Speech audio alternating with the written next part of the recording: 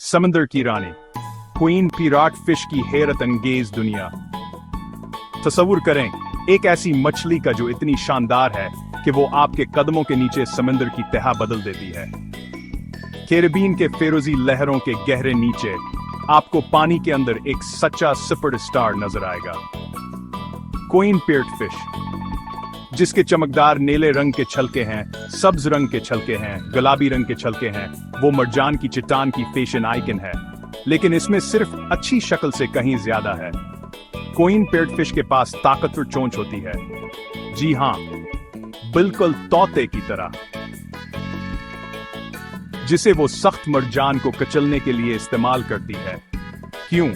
क्योंकि मर्जान के अंदर छोटी काई होती है और वो इसका पसंदीदा नाश्ता है।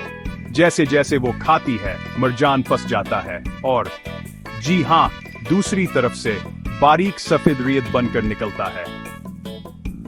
इसका मतलब है कि अशनिकटबंदी साहिलों की वो नरम रेत आपको मिलती है।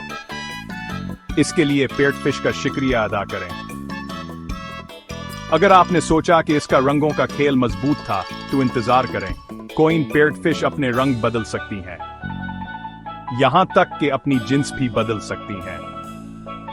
मुकम्मल मेकओवर की बात करें, मर्जान को खाकर, रेत को निकालकर वो चट्टानों को सेहतमंद रखती हैं और साहिलों को खूबसूरत बनाती हैं।